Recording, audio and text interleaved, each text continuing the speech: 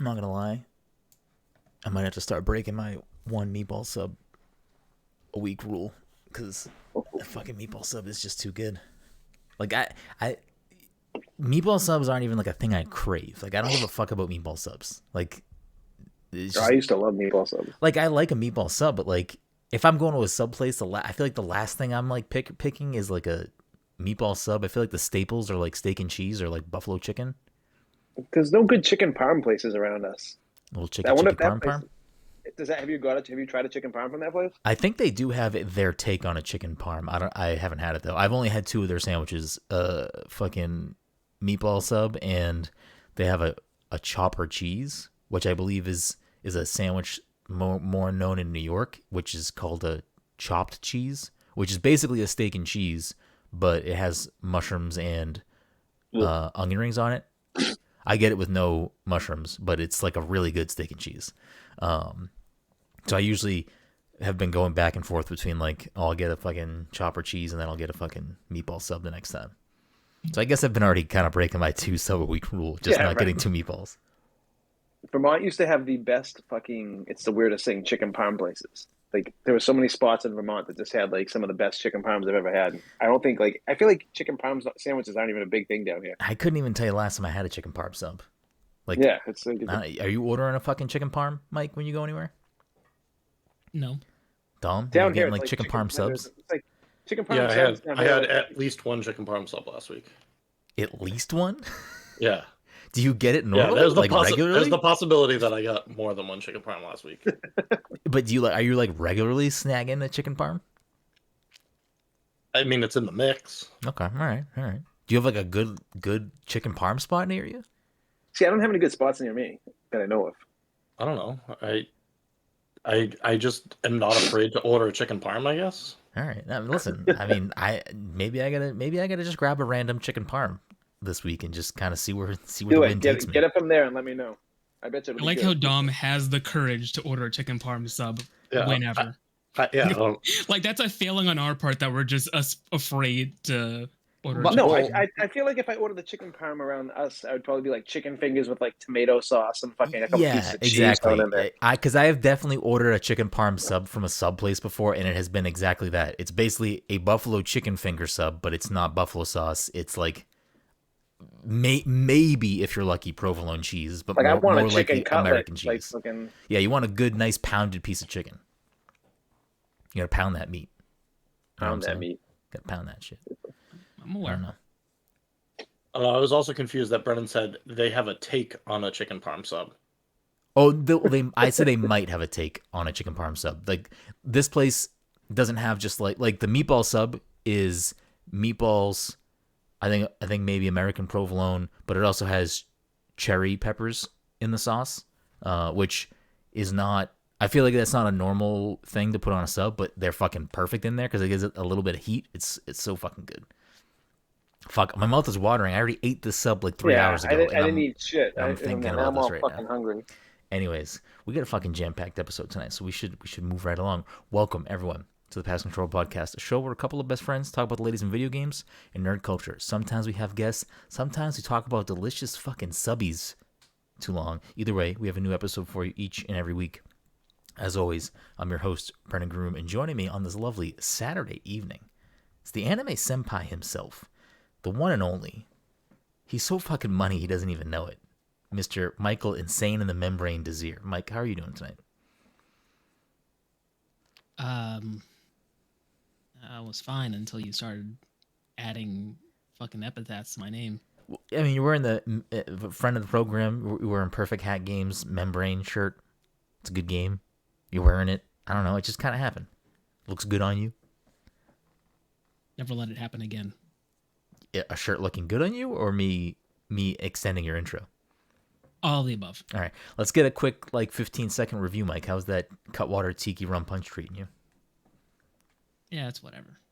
I think maybe the fruit punch is too weak. I don't know. There's something. I think what it is missing. it's because it's got bubbles, right? It's like sparkling. It's got like a little. Yeah, it is sparkling. Yeah, it's got some. I don't know if it has soda water in there or what, or seltzer. It has that sparkle to it, and I think it diminishes the flavor of the fruit punch.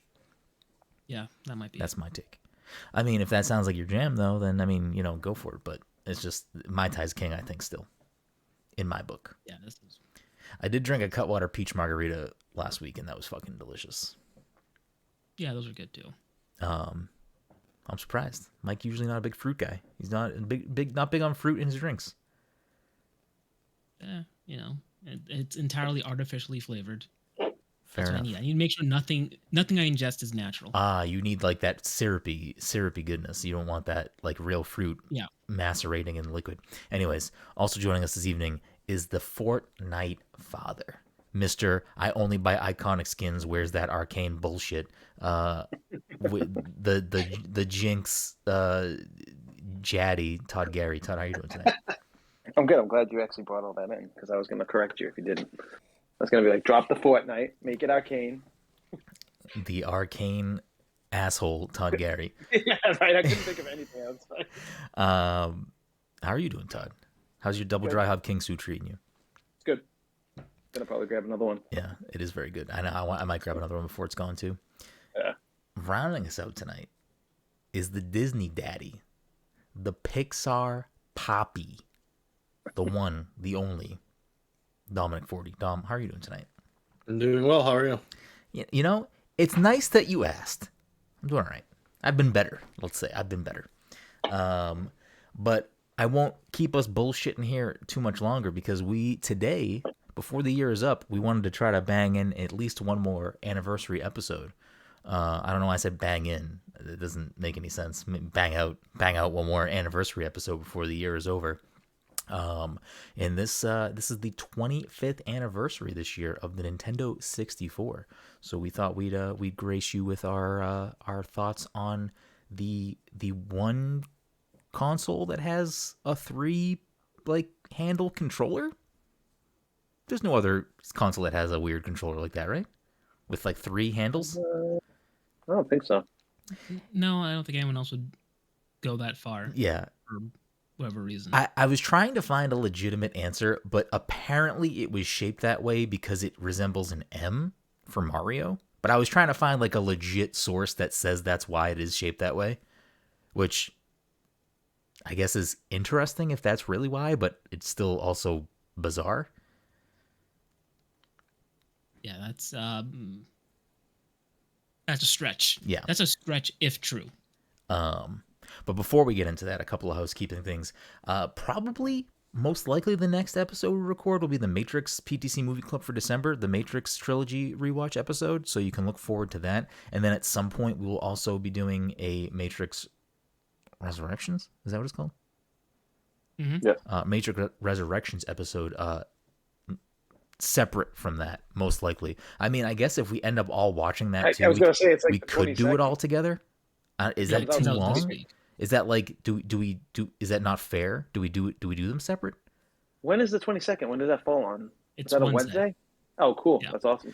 Yeah, I mean, if we want to do it that way, we could. I guess we do I would imagine that would be at least an hour and a half. I don't know how long. When did we be about the first 3 Matrix movies? But yeah, I mean, potentially it could just be all 4 Matrix movies, and Mike can throw in Animatrix. Because did you just rewatch that too? I was planning to rewatch it. It's actually going to be on a Toonami tonight. It's going to be on television tonight, but I'm just going to watch it. Is anyone else planning on watching the Animatrix? I've already seen it, but I mean, yeah, if I have time, I'll rewatch it. I mean, if things work out and allow itself, then maybe we'll also mix that in. I mean, before we record the episode, we'll know if we're doing that or not. So I can properly leave spoiler tags where they need to be if that is the case. If people don't want certain things spoiled or whatever, I don't know how close. I've never seen the Animatrix, so I don't really know how closely aligned that is to other things. But there'll at least be one Matrix episode next week that encapsulates the 3 movies. If not, we tie them all together, but we'll see. Anyways, also, this episode of the Pass Control Podcast is sponsored by our good friends at Goodnight Fatty. If you're in the Salem, Massachusetts area or the North Shore of Massachusetts on a Friday, Saturday, Sunday, you want yourself something hot, something sweet, something tasty, fresh out of the oven, you can head on down to 1 Washington Square, get yourself a delicious fatty. And if you're unaware of what a fatty is, you can check them out on social media at Goodnight Fatty and educate yourself on these tasty, tasty treats. And if you're like me, you want something to get your morning going on a Sunday, something hot and fresh out of the oven, you can still head on down to 1 Washington Square and get yourself a good morning chubby. And if you don't know what that is, check them out on social media at Good Morning Chubby. And if you're also like me and you don't like to leave your house for any fucking reason, they'll deliver it to your door if you're within range. So check them out. If you do head down, let them know Past the Controller sent you. And that's that. Otherwise, I think that wraps us up for housekeeping. I feel like there might be one other thing, but we can just move it right along, as the Muppets once said. Still no reviews for Matrix Resurrections. I'm curious when that embargo lifts. Has it not had press showings yet? Like it did last week. I saw initial impressions. I don't know if there's a full review out yet. No, I don't think there was. I just didn't watch it. I didn't read it rather. But I saw initial impressions. Good or bad? And by that I mean like I saw that they posted them and I did not read. Oh, okay. Yeah, it's 2.5 hours. It seemed like they were positive. It seemed like the initial reviews were positive, or initial impressions rather. Sorry, Jen's dad got a new phone, and I keep getting a bunch of texts asking how to set certain things up. I'm just like, this is not the right time to do this over text.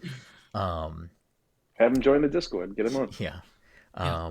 But anyways, as I said, we're going to talk about the 25th anniversary of the Nintendo 64. But before we get into the specifics, get into the games, the console itself, what was going on back in 1996, I figured it'd be kind of cool to see where everyone is at. Like I didn't get one at launch. I don't know, 96. I was 7? Me, Mike, and Dom were all 7. Todd was in high school. I was 15, baby. Let's go. I did not get one until Ocarina of Time came out, which I don't know what year that came out. Didn't Ocarina of Time come out with it or no? No, the Nintendo 64, which I was going to get into. I can just start with that. Launch of Mario 64. The Nintendo 64 launched with 2 games in the United States. Was Mario it 64? No, Mario 64 and Pilot Wing 64, I believe. Were the 2 launch games. Pilot Wings. There was one more launch game in Japan that was a game that didn't come here. Ocarina of Time came out in 98, so I didn't get an Nintendo 64 until 2 years later. But again, at that time, it's not like I had disposable income, nor did I have, I don't know. I was playing other games. Yeah, or a wallet. So there was that. It was also like a family. I guess I'll just kick it off. My history with the N64 was like a family gift for me and my, at the time, 2 brothers, because the twins were not conceived yet. So it was a gift that we got as a family, and I believe we got Mario 64, Ocarina of Time, and GoldenEye, if it was also out at the time. I think those were the 3 games that we got. Let me see when that came out. But I mean, I've always loved Nintendo games and always have those are my earliest time with video games was with Mario. So I've always kind of clung to and associated myself and looked for and anticipated getting Mario games or, Nintendo products. 'Cause that's just what I tied video games to, up until high school when I started to, play more.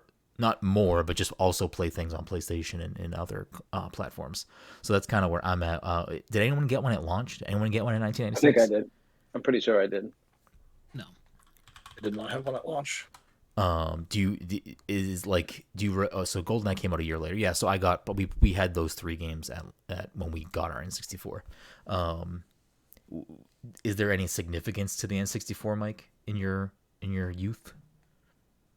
I mean, sort of. I know I got it for Christmas. Matter of fact, I'm pretty sure I got it for Christmas the year I lived.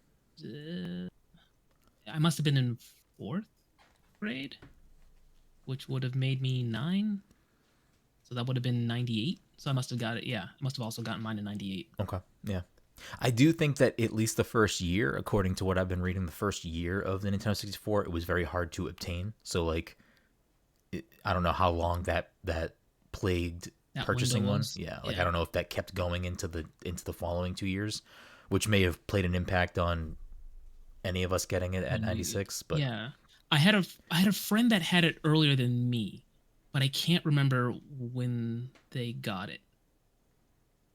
I in my mind they got it like at launch because it was not a thing that was on my radar. I don't know what I was doing in 96, 97, or even 95, but I don't think I knew of the console's existence until it was in front of me.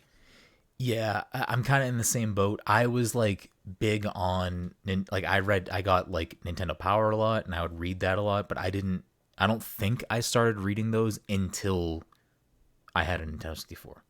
Like I think those kind of came at the same time for me. I think prior to that, I was mostly playing because I'm pretty sure our Super Nintendo broke and we never got a new one. That's a whole different story. But my brother shot it with a fucking water gun, Ugh. so we just never got a new one after that. Really, really, really fucking heartbreaking. But I think pretty much we may have had a Sega Genesis, and then I just played my Game Boy Pocket. That's what I was doing. What about you, Dom? Any significance for the beginning of the N64 for you? I had a friend that got it probably within the first year. I don't think I got mine until like 99, 2000 with Donkey Kong 64 and uh Majora's Mask probably. Okay. Did so you had played N64 before getting your own? Correct. Okay, all right. Does everyone know what their first N64 game they played was? Mine was Mario. Like that's what I played first. Same. Mine was Mario. So The first one I played must have been Mario, but again, this would not have been mine. It would have been my friend's. Yeah, which is, I mean, that's fine. But yeah, I think that was at the time, like, games were not like that, and any 3D game that was before Mario 64 was not anything like Mario 64. That kind of revolutionized navigating in a 3D space with at the time, you know, ahead of its time camera controls with the C buttons. You know what's funny is I do remember when GoldenEye came out, and I was at school. I might have been a sophomore or junior. I can't remember in high school. And I remember my mom went out and bought it for me. But I remember, I don't think you could pre-order back then. I don't know what the fuck it was. And I was like, she lied to me and told me she didn't get it to me because I was being a little shit. And then like halfway through, and then like later in the day, she opens like the glove compartment and it was in there. And I'm just like, oh fuck. So yeah, I played the shit out of that. I think I played that campaign like over and over and over again. Yeah. So at this time, basically, the Nintendo 64 launched in. Let me pull up my notes. I apologize. The Nintendo 64 launched in June of 1996 for Japan, and in September of 1996 for North America, and then it didn't launch until 97 for Europe and Australia. But at this point, the Sega Saturn, which was one of their main competitors at the time, was already out for 2 years in Japan and out for a year already in North America, while the PlayStation, which would be Sony's first foray into home consoles, came out also a year prior. So both PlayStation and Sega kind of had a leg up in the race that generation, and you know, both of them were doing not only 3D capability games, but they were also both CD-ROM format, which was part of what made Nintendo 64 different in a lot of ways. Was Nintendo opted to stick with cartridge format, which it created a lot of problems, probably more cons than pros, to be honest. Like one of their reasonings, supposedly from the interviews that I was reading through today, when preparing for this, one of the quote unquote reasonings as to why they chose to stick with cartridge was that it would negate pretty much all loading times. Like, because it was on a physical cartridge format, it was able to pull, you know, memory and game media off of the cartridge quicker than a CD-ROM would at the time. So like PlayStation and Sega Saturn games had long loading times where Nintendo 64 didn't. The other was that a cartridge was more durable than a CD, so they were looking at, like, you know, kids handling these things and the cartridge being more durable, even though over time a cartridge can also get damaged. It just wouldn't get as scratched and easily fucked up as a CD would. And the other part of that would be that I think it was actually, no, that's wrong. It was definitely more expensive to produce cartridges, and it also took longer to produce cartridges, which led to some issues for Nintendo at the time. And the other part of it that really, this is kind of what I think started to draw a big divide for Nintendo and its competitors, was that in Nintendo's then going forward history of having less third-party support on their platforms, is that the cartridges were less space. I believe 64 megabytes was the most that could fit on any of them, which is why the name Nintendo 64. Whereas CD-ROM could hold much more memory, which is why things like Final Fantasy VII, for instance, went to PlayStation and didn't come to Nintendo 64. And that would be a trend that you'd see throughout the generation, where a lot of third parties would produce a lot less games for Nintendo, and some just wouldn't altogether. I don't think there were many, if any, Square Enix games on the Nintendo 64. So that, and honestly, at that point, prior to the N64, you would kind of associate Square Enix and Final Fantasy games with Nintendo. And at this point in the console generations, we wouldn't see Square Enix come back to Nintendo until the GameCube, which is the next platform. But it's still a long time. That's a long couple of years, and it wasn't even a proper Final Fantasy game. It was Final Fantasy Crystal Chronicles. So you see this diversion from the numbered Final Fantasy games, and that was a trend that kind of started to go down the whole route. But all of that being said, I guess what were some of your favorite games on the platform? Whoever wants to kick it off. I mean, I only had, I think myself, I think I only owned, actually I owned a few games, but a lot of them I got through weird circumstances. The only games that I feel like I actually got purchased for me for like a gift were Super Mario 64 and Diddy Kong Racing. So those two games, and then I had friends that had Mario Kart and Super Smash Brothers. So I believe, oh yeah, I also had Mario Party. So those five games are pretty much the first one. Yeah. So those 5 games were like the ones I played the most and have any real affinity to. I did play a little GoldenEye, but it was like, it wasn't a game I really cared for, and it was I'm over someone else's house, we'll play GoldenEye. Yeah. Have the other 5 games I mentioned. Have you not even revisited other N64 games later though, through just like playing on an N64 or like Virtual Console or something? Let me think. I owned the pod racing game, but I think that was a game that I bought from a friend, so I didn't have any instructions or anything. I didn't really know how to play it, so I think I turned it on once. Didn't do very well, never played it again. I had Chef's Love Shack. I also had that game, and I don't know why, but sure. I did play that a little bit. The other South Park game was better. The first-person Snowball one, yeah. As a matter of fact, if I were to go into... I think there was a South Park kart racing game, too. I never played it, though. There was. If I were to go into my drawer over here, I do still have my I have an N64. I've got one in a drawer over here, and I think the only game I have with me is Chef's Love Shack. I'd have to double check, but I think that's the one game that's in there. I love that that's the one game that survived. Right. Because when I got my GameCube, I figured, oh, I don't need my N64 anymore, and I gave it and the majority of my games to my sisters. Okay, all right.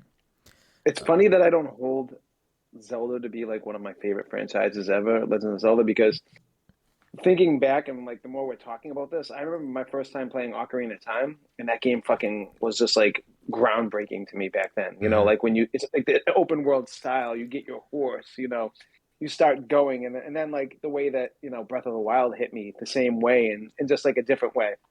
And it's like I feel like I don't give Ocarina of Time enough credit, even though one of my favorite Zelda games is the Link to the Past. But it's so weird because I like hold all those games to such high regards, like some of these Zelda games, and I still don't even think I bring them up that often. But thinking back to Ocarina of Time, that game fucking just blew me away back then. Like everything about it, just Yeah. I just remember like the more I got into it, the more I was like, wow, this game's just getting fucking better and better. And I remember me and my buddy back then we were just obsessed with that game, just nonstop talking about that. Mm-hmm. That and the Star Wars game. I played so much of that Star Wars game. I mean, there were a couple. I think you mentioned Shadow of the Shadows Empire. of the Empire. Shadow of the Empire. Yeah. I was literally like that game was so fucking fun. I love that game, and obviously GoldenEye. But I mean, I feel like everyone has that GoldenEye story of 4-player co-op. But before we get into anything else, I will also piggyback on Ocarina of Time because I mean, like that game, obviously, for a lot of people, is considered a masterpiece, considered one of the best games of all time, one of the most important games of all time, and I would agree with all of those statements and sentiments. That game fucking changed everything for me. Like, I feel like every so often with games, there's like, oh, if I think back to my childhood, like I feel like Super Mario Brothers 3 is what made me like love video games.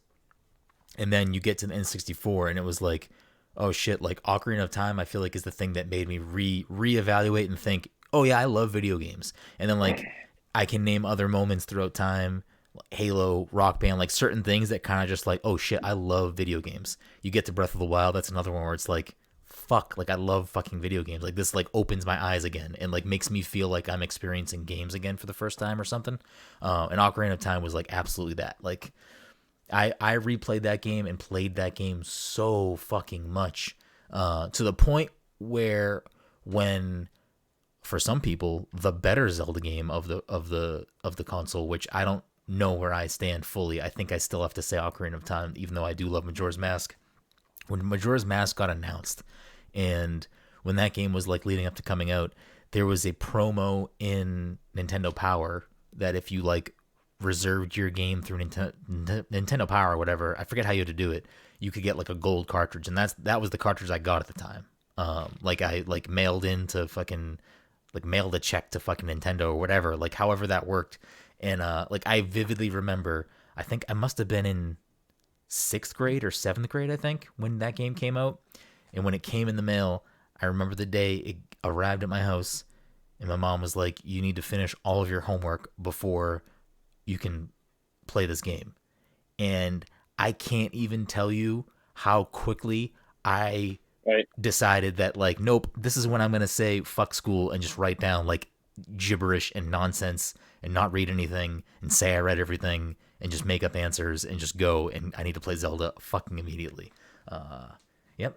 Video games, they're a great influence. Wait, what was the second Zelda that came out called again? Majora's Mask. That's one of the 2 mainline Zelda games I've never played.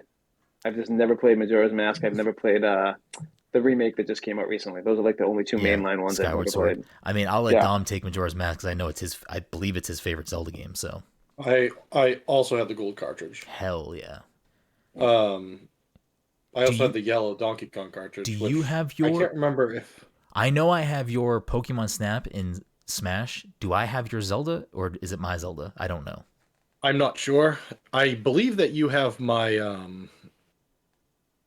What was the thing that they made so that you could play DK the expansion pack?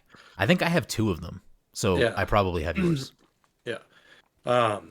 Yes, Majora's Mask. I think I have your Mega Man GameCube collection too. Okay.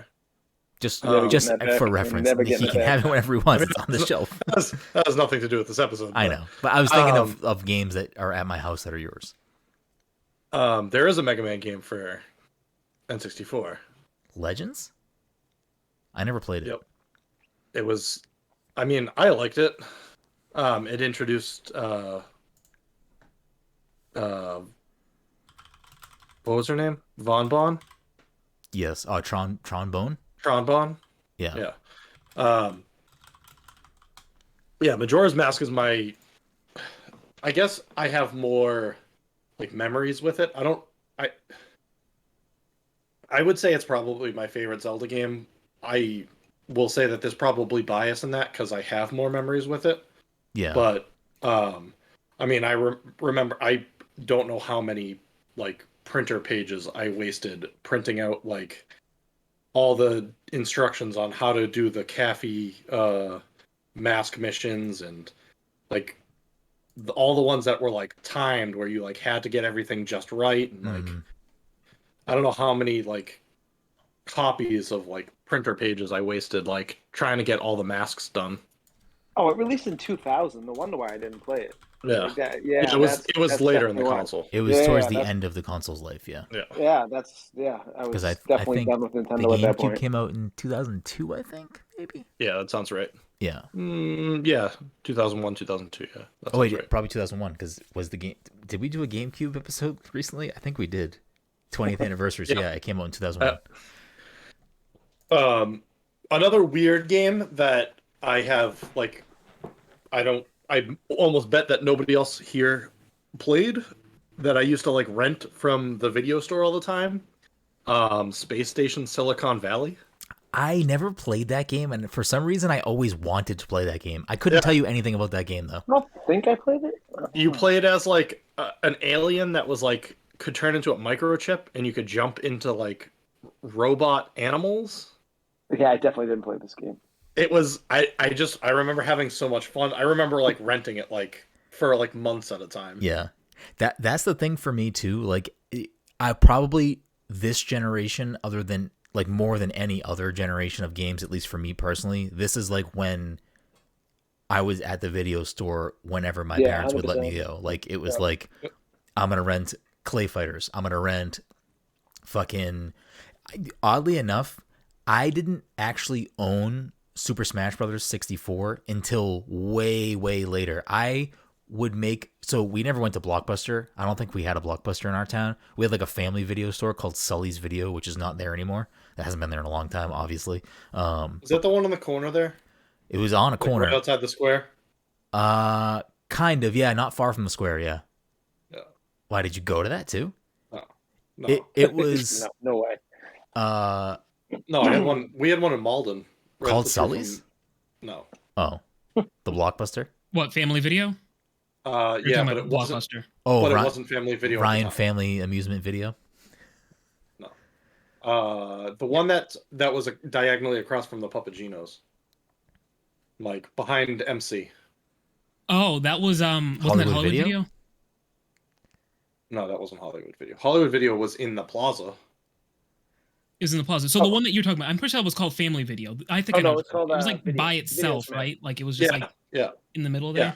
I probably if I look hard enough, I can probably find my my membership card. That's Jesus. kind of crazy. But I yeah, have movie stubs off topic from like fucking like 1990s, like that That's I pretty saved. cool. I saved like Really? all my movies. like good movies or no?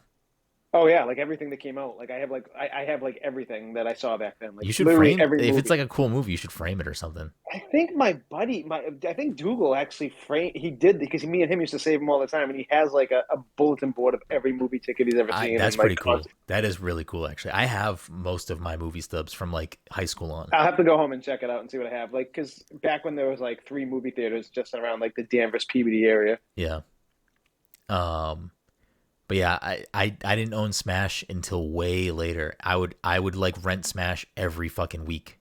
Like the amount of money we spent renting Smash, I'm assuming we probably could have bought that game like 2 or 3 times just because it's constantly all when that game came out, that game fucking blew me away. That fucking changed fighting games for me. Like I still liked and played fighting games back then, but I don't think I really ever cared about fighting games until Smash. Like I played Street Fighter 2, I played Mortal Kombat 3, like those were probably the 2 more notable fighting games prior to Smash that I had played, but it wasn't until Smash Brothers that I was like, oh, I actually really like at least this fighting game. And then that love for fighting games I think sort of grew when I got a Dreamcast and I had games like Marvel vs. Capcom and Power Stone, and then Marvel vs. Capcom 2, obviously. So that's really what you needed to do to get me into fighting games, was to make mashups, just make crossovers. That's all you needed to do, was to get me to care, and then I'd start caring about everything else. But yeah, Smash was a big one for me. That game, obviously. You also have to look at like the N64 for like what it was. It like kind of ushered in so many new franchises and new things for a lot of people. Like it took, obviously for a lot of reasons, bringing things into 3D, it took a lot of games that were traditionally like top down or side scrolling and made them into different types of games, which was obviously novel at the time and a big deal. It also sort of changed like the naming convention that Nintendo would then continue to use with like, here's Mario 64, Donkey Kong 64, Super Stars. We talked that they did that before. They started that in the Super Nintendo. That's true, actually. Everything was super blank. Yeah. But I guess this was just them continuing that. Yeah. So never mind, I'm a fucking idiot. But yes. I mean, it was them proving that they were just going to continue to do that. To do that, yeah. I mean, I guess for Super Mario Kart 64, yeah, was the one for the Wii called? It was called Mario Kart Wii. Was it? I'm pretty sure it was, yeah. Right, Mike? Fact check. I don't know. Mario Kart DS at least. Mario Kart DS, Mario Kart Wii. Wii. Yeah, I think it was called Mario Kart Wii. Which, in retrospect, maybe they should have named more games with the title Wii in it, because it probably would have sold fucking gangbusters, because the Wii is what it was. But like other things too, like I had never really played a first-person shooter prior to GoldenEye, and I think that's the case for a lot of people. Like GoldenEye was kind of like, here is a first-person shooter game that you're gonna like and care about. Which the thing that stinks the most is that I feel like once you get into early 3D era games, when you go back to them now, they are so bad.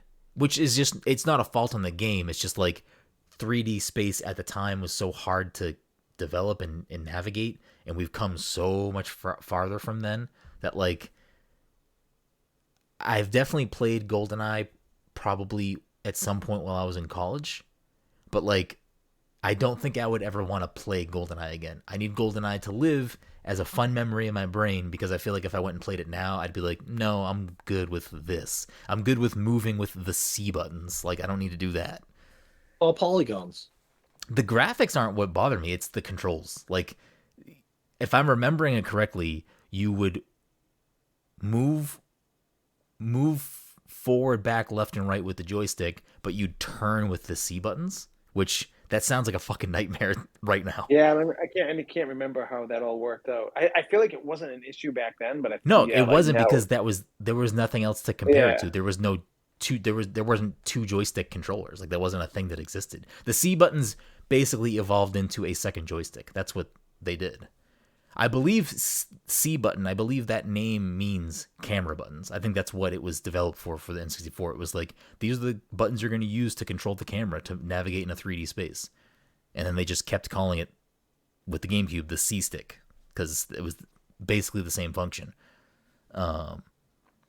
Like, think about what the right stick does for you in most games. Like Halo, it moves the camera. Like, it moves your vision, not your character. But yeah, I mean, you got Mario 64, which is one of the rare old 3D games that I think still holds up very well. Nostalgia aside, I replayed it last year when the collection came out on Switch, and I think once you get past some of the obviously, like, you know, tougher parts of that control scheme, I think it still holds up pretty well.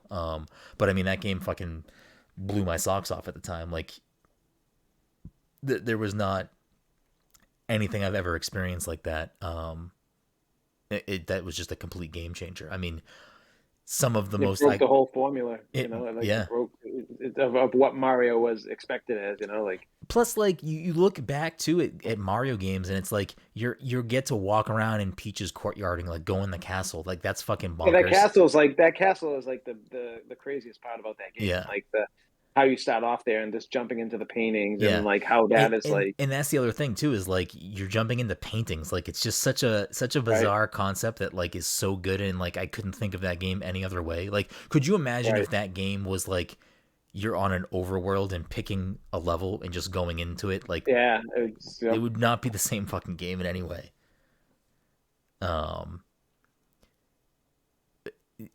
I still think Mario 64 is the best 3D platformer out there. I think maybe Dom might disagree with Donkey Kong or Banjo. I don't know if you want to. No, I would still probably say Mario is is a better game. I mean, again, I have more memories with DK64, but Yeah.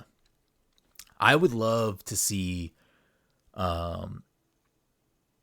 Donkey Kong Donkey Kong get get a game. get a new get a game. But I was gonna say, I think the last two Donkey Kong games were phenomenal, and I think like if they kept up with them, they could definitely be a rival franchise for Mario because I think the games are fucking amazing. Like the Tropical Freeze and the one before Yeah. that are incredible games. Like really, really the good one games. before that is just called Donkey Kong Country Returns. That's what it is. Okay, yeah. yeah. But yeah, those games are fantastic. But I also think that Donkey Kong could also be could get both. It could get 2D, 3D. Like that Donkey Kong 64. I mean, I haven't replayed it, so I don't know. Maybe it's rose tinted glasses, but that game was fucking good too. Like that was a really good game. I've never played Donkey Kong 64. I don't think. Maybe I'm going crazy here. I gotta check. It was a good game. I mean, you could play as was it 4 characters or 5? Donkey Kong, Diddy Kong, Chunky, Tiny, lanky. tiny, I definitely never tiny, played. lanky, chunky. So 5. I mean, it was like interesting because everyone had different like powers and guns and abilities and stuff. So you had to like kind of choose Kongs and switch out and stuff to like solve puzzles and fully collect levels. They all have their own instruments. Yeah. DK rap. I mean, classic, iconic. Banjo Kazooie is one of those ones where I don't remember when I first played Banjo. I don't think I ever owned Banjo. I honestly may not have ever played Banjo until high school at your house, Dom. No, maybe high school at your house.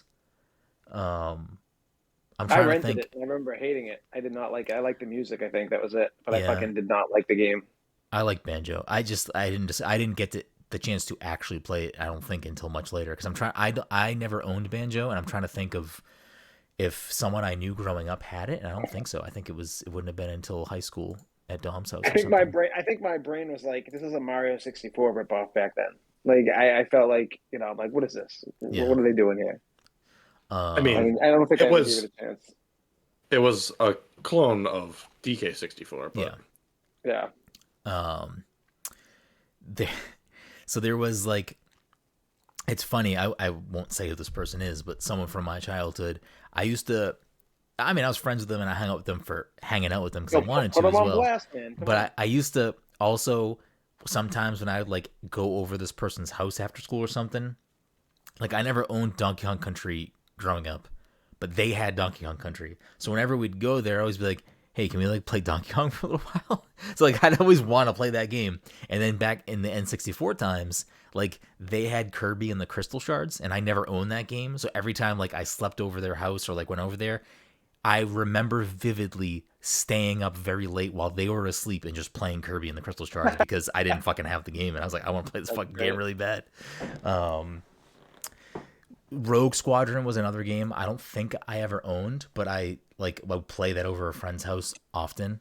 that was a rent game for me too. Yeah. I don't remember, like I remember Rebel Squadron or whatever the GameCube one was. I forget what it's called. It was not called Rogue Squadron. It was called either Rogue something else or like Rebel Squadron or something. GameCube. I think it might have been a launch title or a launch window game for the GameCube. Yeah, there's definitely one for GameCube. But I did have that game, but I can't remember like if Rogue Squadron was a good game or not. I'm sure it was. Were one of the Battlefronts on GameCube? No, I don't think so. I don't think so either. It was Rebel Strike on GameCube. Okay. I mean, I had a lot of fun with the Mario Party games. Like Mario Party 1, 2, and 3 are probably still my favorite Mario Party games. I mean, nostalgia aside, I just think they have a good mix of board games and a good mix of mini games. I'm surprised none of us bought the new Mario Party. It's supposed to be pretty good if you want like a kind of a jolt of old Mario Party. If anyone else buys it, I will buy it to play it online. I know. I feel the same way. It seems like a game that I would like. It. You know how you guys are like, oh, download Halo and we'll play. So, like, I'll actually because download I'm not this gonna one. play it. If everyone else got Mario Party, I might be inclined to also get Mario Party. I mean, You know what? Maybe I'll get. I'll do it. I'll get that for Liam. I'll get it for Liam for Christmas. I'll get like a physical copy, and I'll I'll get it for Liam for Christmas too, but I'll just keep it here and I'll play it. That's my reason for buying it. I told him I'd get him a game, and I'm not gonna fucking waste it on Pokemon Snap Trash. So like, I'll get him fucking. I'll get him Pokemon some Snap Mario is fun. Party. Does he want that game? No, he said that's the dumbest thing he's ever seen. He's like, "Wait, you just take pictures?" And I'm like, "Yeah." I don't know what to tell you, buddy. Bro, you love photo mode in games. What do you mean? Speaking of Pokemon Snap, though, a good segue. Pokemon Snap, fucking fantastic game on the N64. I fucking love that game. I can still, like, all the time, I will still, like, in my head, make the Professor Oak noises when, like, I'm like, oh, like, I'll do that in my head. No, you do it out loud, too. Yeah, I do. But no one knows why I'm doing it. But there you go. Now you know why I'm doing it. But that was great. I mean, Mario Tennis was fine. I'm sure it was a fine game, but like I didn't love it like I did Mario Golf. I had a lot of fun with the first Mario Golf game. Yoshi's Story is a game that I love, but I don't really think that's that good of a game. But I can't remember which one was on the N64. Yoshi's Story was not a good game, but it was a game that I love. I mean, 2D platformer, you could switch out colors of Yoshi's. I don't remember it. It was basically like every Yoshi game since then, this is like the model they use. Because the Yoshi's Island for the Super Nintendo was like Baby Mario one. Pokemon Stadium, I liked for the minigames. The minigames were really fun, and it was cool at the time to see your Pokemon in 3D and being able to use them and battle people. I had some fun with that. Jet Force Gemini is a game that I played that I feel like no one else ever knows about when I talk about it. Am I the only person that played Blast Corps? Because I feel like that's a game I rented like I never played over and over and over. That was a blockbuster game that I would always rent. What was it? To be honest with you, man, I can like vaguely remember it. I just remember like you're just blowing up shit the whole time and like bulldozers and fucking trucks and everything. I can't remember I gotta watch like some gameplay on it to see what the hell it was. Another game that I never owned, but I would either rent or someone I knew also had it. Turok. I might have had Turok 2 at some point, but I don't think I owned the first Turok. But I played a lot of that game. The first time I played was a game. Oh, go ahead, Mike. No, I was gonna say Turok was another game that I think my friend had that I didn't play, but I think I was just over and would watch them play. Yeah, like Doom. Oh shit, Glover. We never talked about fucking Glover. We didn't talk about Glover. I did play a lot of Glover. Glover. I played a lot of Glover at other people's houses. Yeah. Gex. I never owned it, but yep, and Gex. Yeah. Both games that I never owned, but I probably beat it at other people's houses. Gex, I think I owned on PlayStation, so whatever. I don't know what the differences are between the two games. I'm sure there were some differences. Better jokes, way better jokes. Yeah, better writing on the PlayStation version.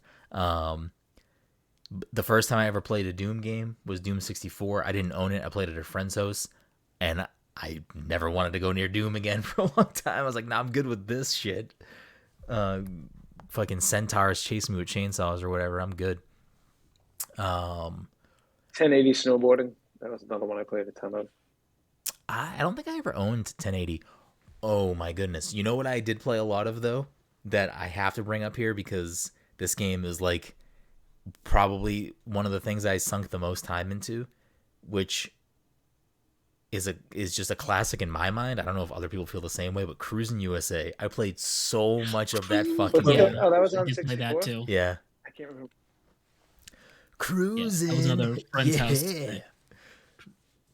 Fucking just what a dumb, silly arcade racing game that was just. I need to find that song right now. It was just fucking. It was just good. Right. It was just a good. I played game. that in the arcade. That was at like Nick's Roast Beef in Beverly all the time. Like I would fucking play that like nonstop. That game was always everywhere cruising. Yeah, I will shout out two games that I feel like are gems on the N64 that not a lot of people have played. Bomberman 64, which was a really fun single player game and a really fun multiplayer game. And then the one I liked more of the two, at least for single player stuff, Bomberman Hero, which was like another like good single player Bomberman game, which I fucking miss Bomberman. Like Bomberman, A good Bomberman. That Switch one was just didn't cut it. Like I didn't get through much of the single player, and like the multiplayer is fine, but like I don't know, like not the same thing. no, It just worked better back in the day. yeah, it just needs something to tighten it up a little bit. Like the Bomberman multiplayer doesn't need to be complex; it just needs to be tight. No, yeah, agreed. And I feel like Super Bomberman R, which was the most recent game, which was a Switch. I think it was a Switch launch title, but then it came out on PlayStation and Xbox as well.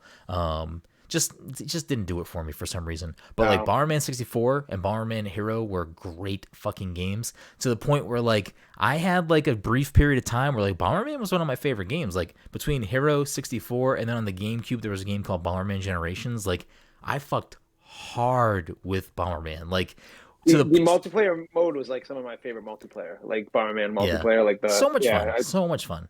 To the point where the glove, throwing the bomb over the wall, trapping people, like all that shit. Yeah. To the point where, like, honestly, one of the saddest things about Smash for me was when Bomberman did not make it as a character, just because I feel like Bomberman's so iconic. Yeah, I'm actually that's weird. I had a Bomberman game on my Game Boy that was really fucking good. I think it was called Bomberman Adventure, maybe, or just maybe Bomberman DX or something. But there was a period of time where I fucked heavily with Bomberman. I love Bomberman. You fucked Bomberman? Yeah. Fuck it. Why not? 2 weeks left. So Bomberman's another unsung game that I had a lot of time with on the N64 that I really fucking love those games. And then Perfect Dark. I mean, I know we talked about GoldenEye a lot, and GoldenEye is also another like super important, impactful game for me growing up. But I personally like Perfect Dark better, and I liked some of the like. Bro, if you're making that face, you didn't play Perfect Dark. No, I mean Perfect Dark came out later in the like cycle of that, so like only thing I liked about Perfect Dark was the gun that could shoot through walls, that you could like see someone in this fucking I played some multiplayer of that. I remember in college, my freshman year, I played a good amount of Perfect Dark multiplayer. It was fun, but you didn't know. Get out of here. They're both made by Rare. They're essentially the same fucking game, but Perfect Dark had so many ridiculous guns. The laptop gun, which was literally just like a laptop you threw down and turned into a fucking turret. Like that game was so fucking good. Both of those games are good. Perfect Dark and whatchamacallit? GoldenEye. Fantastic games, which made me care about first-person shooters. I will say I have a soft spot for Star Fox 64. I'm not like a big Star Fox stan, but I do like Star Fox 64 a lot. No, I like 64 as well. Yeah, definitely.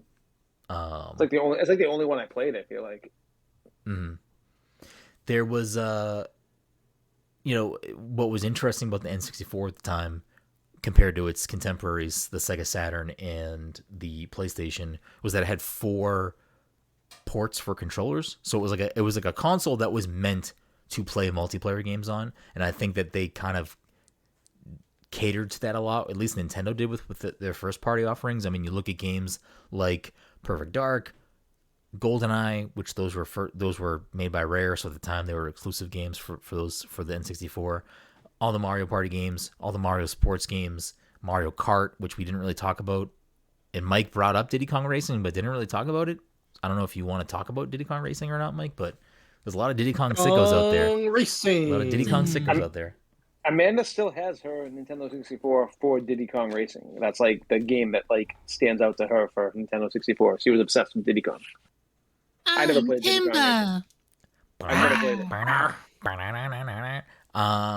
Yeah, Diddy Kong Racing is great. I mean, I will be on the record and say that I personally prefer Mario Kart 64 to Diddy Kong Racing, but Diddy Kong Racing is also a great game. Does anyone else have a definitive take on those two games? I never played Diddy, so I can't. I'm bad, Joe. You know what I'm thinking about right now? Mm-hmm. Maybe it's because I did not have a little light racism. Just a smidge of racism. But if you ignore Taj, so maybe it's because I have no real affinity to, not, that's the wrong terminology, but essentially Mario Kart I played and I'm familiar with the characters, but I don't think I had like any strong feelings about the characters.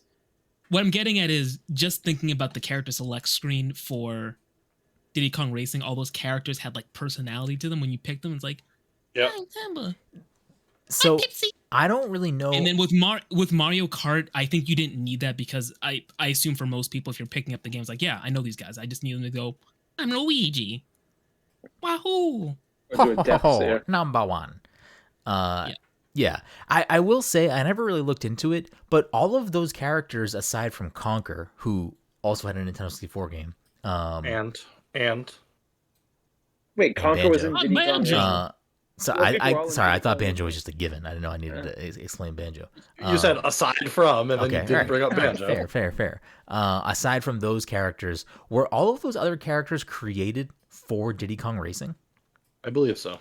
That was my assumption. It would have been interesting if we got more game. Like, where's the Timber game at? Like, I would play a Timber game. Like, where are these games at? Do these characters ever show up anywhere else? Like, they ever show up in Banjo or Conker or anything? I don't know. Like, what about fucking Drumstick? I had to go through hoops to get Drumstick. I'm Drumstick. Fun fact: the first fucking Crunch. the first beat that Dom made back in the rap days was a fucking Banjo. Was a fucking Diddy Kong Racing rip. He flipped a fucking Diddy Kong Racing sample, Mike. The TTs thing? Yeah, TT's thing. I still have it somewhere on my laptop. It was a It was a it banger. was a good beat. That was a fucking banger. I'm TT. God damn it! Now I just have to listen to TT's theme real quick. Yeah, I don't think I ever personally unlocked TT. What did you have to do? Beat all Neither of the? did I. You have to beat all the I mirror think you do all the roads? time trial. Yeah, all the I time think you do all trials. the time trial. Yeah, no, I couldn't do that. Not investing that. But I also don't think I ever owned Diddy Kong Racing. I own Diddy Kong Racing now as an adult, but at the time, I think that was a rent game. I never owned. I owned it, and did I actually beat it? I know I unlocked like the hidden not course. What would you call it? You know, like there was the Dino Domain, and like there was like those 4 different like areas, and there was a 5th one, the space place, whatever it's called. I know I unlocked it, but I don't know if I actually beat the game after that.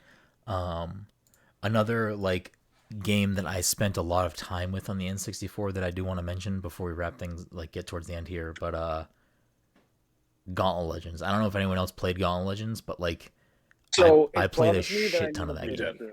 Because like I played a shit ton of the Nes Gauntlet game. Like I was obsessed with that game.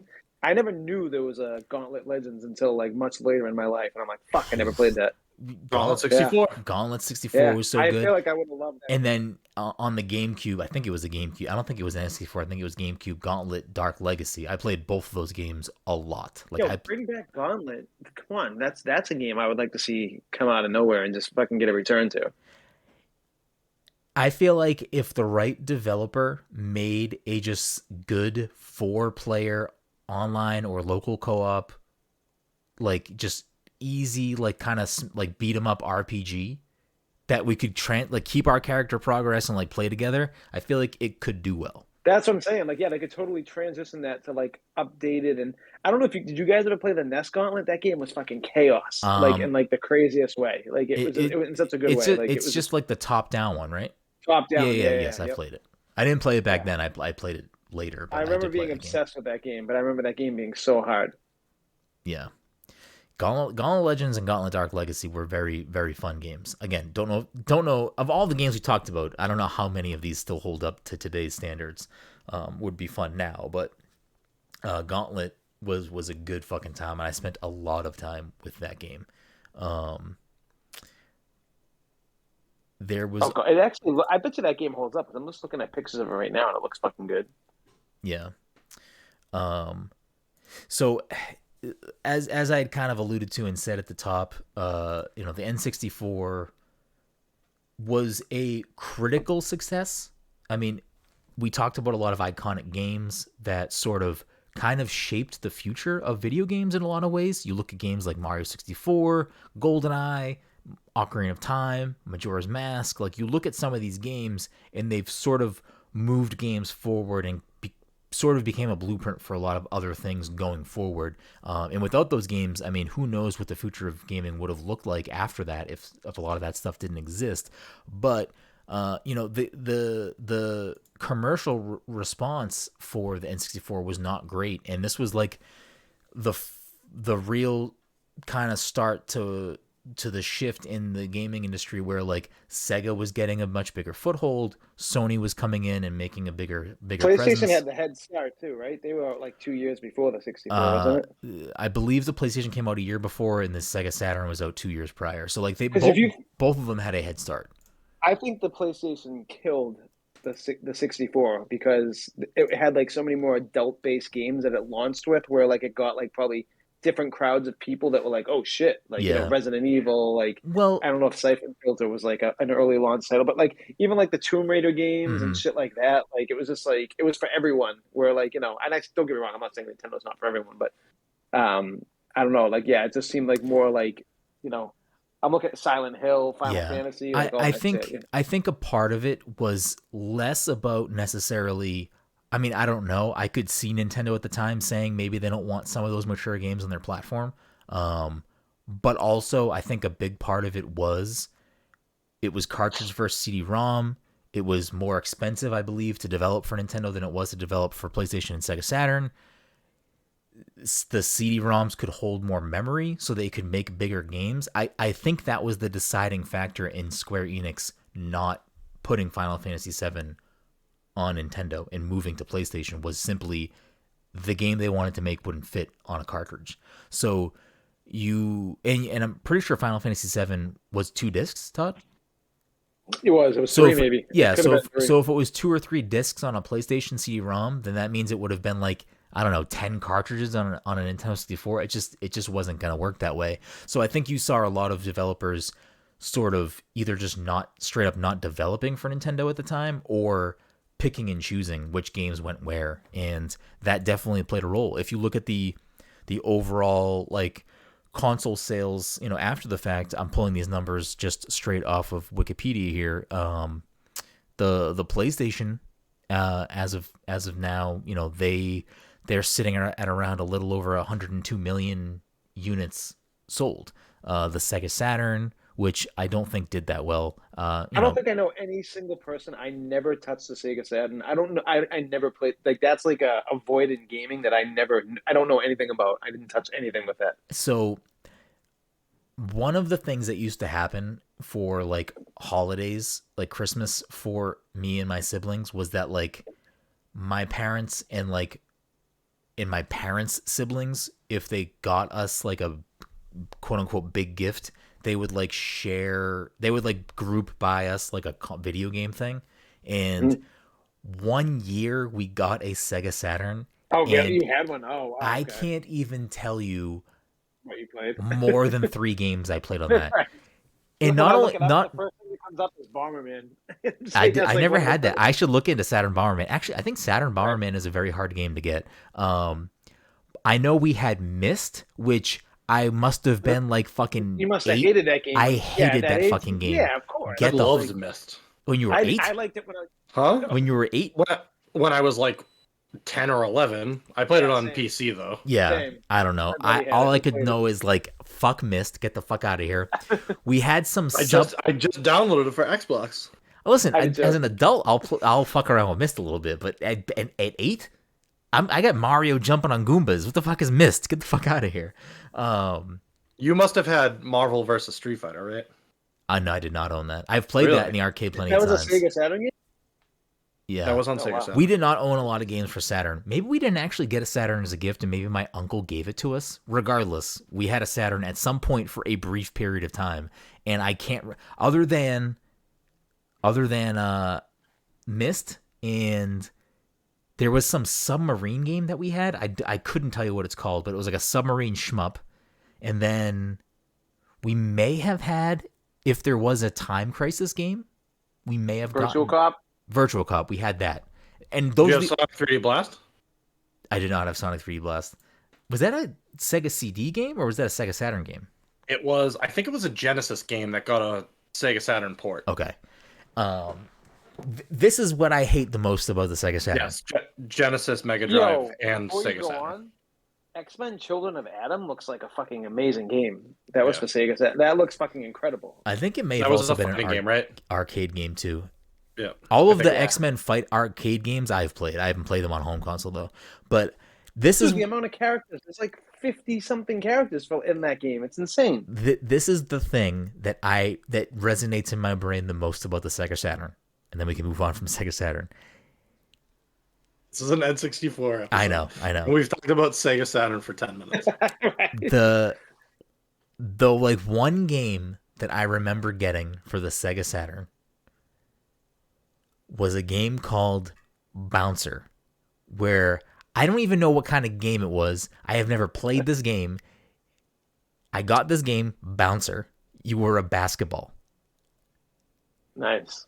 It was a game for Sega CD, and I got it for Christmas for our Sega Saturn. You can't play Sega CD games on the Sega Saturn. You can't. I couldn't even fucking tell you how much the game Bouncer will live in my brain forever as a thing I wanted to play that can't play, and B, because of that, will never look further into what Bouncer is, because I just don't want to know. It's a thing that will exist as like, my parents were trying to do a nice thing and didn't know any better. I can't, obviously, I'm not mad at them. That's ridiculous. I'm just like, it's just a funny anecdote from my childhood for Sega making two consoles very close together that were very confusing to consumer parents, buying video games they didn't know, and someone in a store, probably like a Sears or a fucking Kmart, was like, yeah, this will play on this, and they bought that. Fuck Bouncer. Parents got bamboozled. They got bamboozled. Bouncer. I actually should watch a video on what Bouncer actually is, but fuck Bouncer.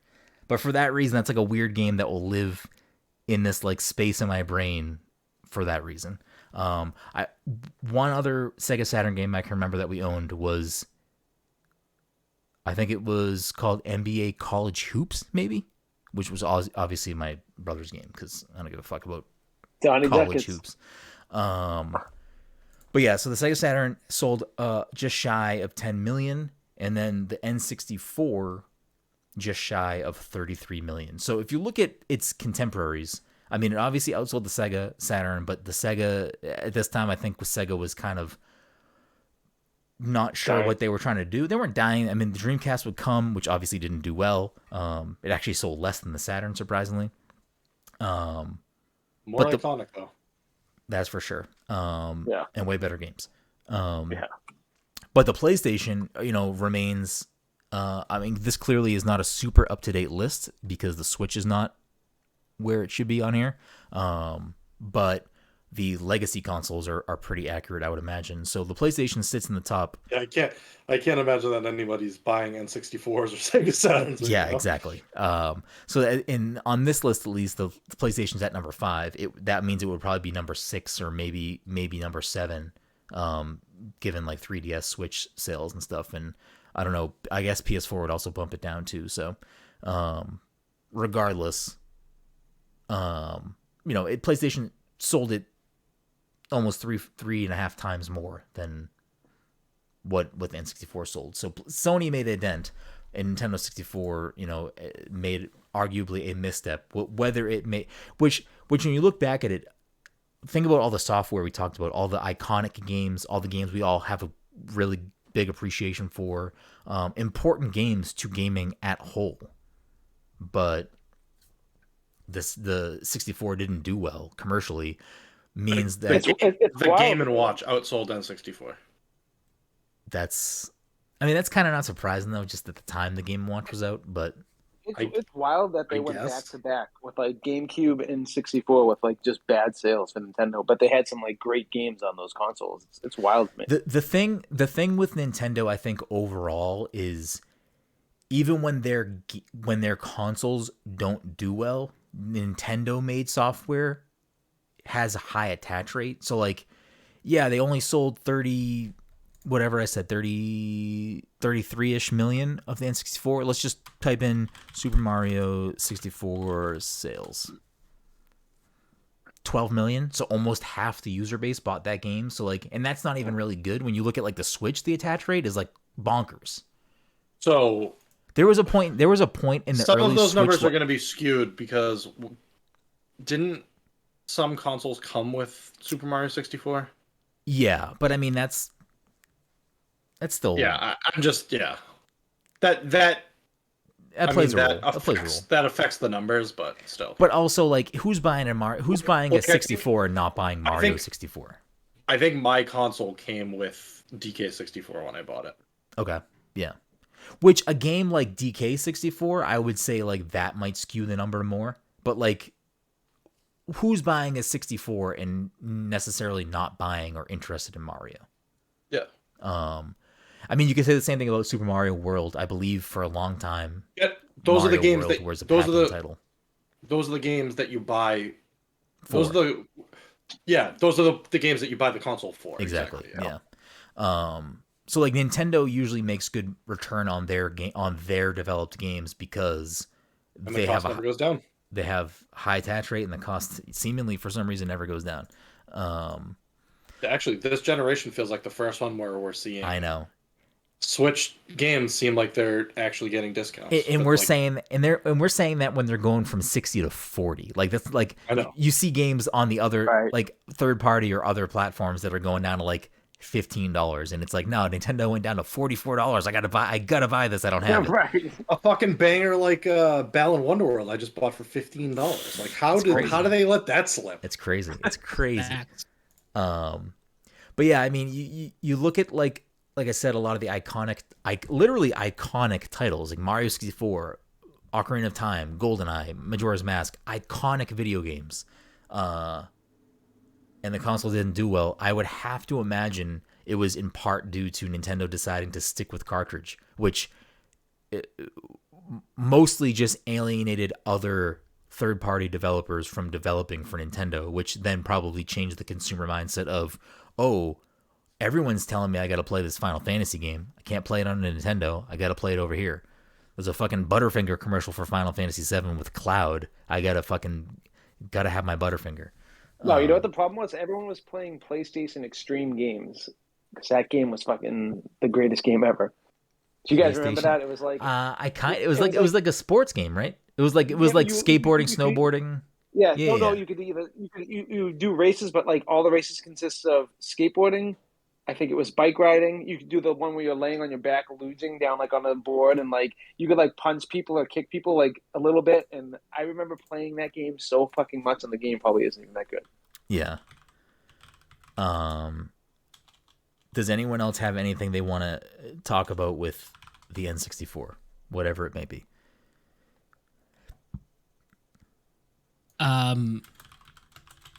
So I just remembered when we used to play GoldenEye. Mm-hmm. That was the first, when we were playing one of the levels, that was the first time one of my friends had ever seen a urinal. That is a very interesting story. It was weird. it was just weird because she was like, "What's that?" And we're like, we didn't know how to handle that situation. We were just children. Yeah, Conker's Bad Fur Day is a weird Nintendo game. The more I think about it, Absolutely. Yeah. Very odd. It's also Was there also a Leisure Shoot Larry game for N64? I mean, to be fair, he's on the Switch now too. But yeah, Nintendo with late 3DS on, Nintendo has become much more lax with what they have allowed to come on third party wise. Because the 3DS, I'm sorry, was it 3DS or DS? Now I can't remember. Grand Theft Auto Chinatown Wars, which was a Nintendo exclusive GTA game. So like there was a point in time where Nintendo was a lot more strict about what could and couldn't really be on there for third party. I mean, the Wii had games like Mad World, which was like a very graphic action game, I think. And then they also had an exclusive Manhunter game maybe from Rockstar, which is another very graphic. I think it was one of the only rated M games on the Wii. It was like a very graphic, like serial killer game, maybe. I don't really know what Manhunter's about. I just know it for that reason, being a mature game on the Switch or on the Wii rather. But yeah, back then, I feel like it was few and far between that you'd see that type of stuff. The GameCube had maybe BMX Triple X, which at the time was a very controversial game because I think it was like I think it was a BMX game where you played as women in like underwear. Yeah. Mm-hmm. So there's that. I'm just reading about the history of Diddy Kong Racing right now because I'm on tangent after tangent at this point. Mm-hmm. It was originally intended to be an RTS game called Wild Cartoon Kingdom. That I did not know. That's bonkers. That was the early stage of the game. Then time progressed and it shifted to a Disney World influenced racing game. What? Yep. And then they decided that Nintendo would have no involvement, but because of delays of Banjo-Kazooie, Rare felt that they needed a stronger intellectual property, and thus they brought in Diddy Kong. Interesting. Yeah, I mean, there's definitely an interesting story behind Rare in general's relationship with Nintendo and then being sold to Microsoft. Like that could be a whole episode on itself, to be honest. Like that's a good deep dive. The fact that people say Rare, Xbox ruined Rare, considering how well Sea of Thieves is doing now, it's just like bullshit too. Like they like stumped. I think a lot of people that say that are simply just looking at Perfect Dark Zero and Banjo-Kazooie nuts and bolts, which you have to also look at. Like anytime anyone says that, like a lot of people have that same kind of mentality towards BioWare currently when you, like they don't like Mass Effect Andromeda and other things, whatever.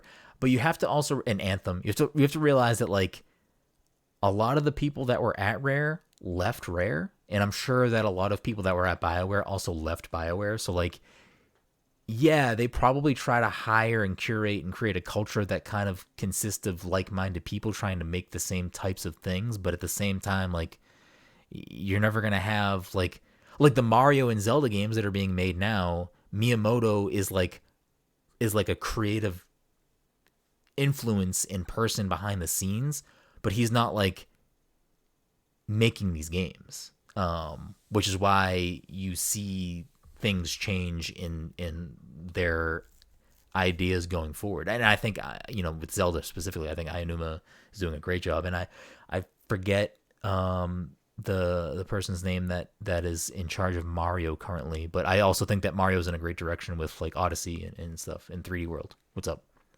I'm on farther tangents here. So there was originally going to be a sequel to Diddy Kong Racing called Donkey Kong Racing. That I do know of. That was a game that was on the back of my GameCube box. There was a trailer for it, which I'm going to have to watch. It parodied the speeder bike chase from Return of the Jedi. That fact I didn't know, but I have seen the trailer. It was on the back of my... I don't have my GameCube box anymore, but it was like a marketed thing that was supposed to be a GameCube game. It never came out. It doesn't exist because Nintendo didn't buy Rare's shares, the other 51% or whatever that Microsoft bought.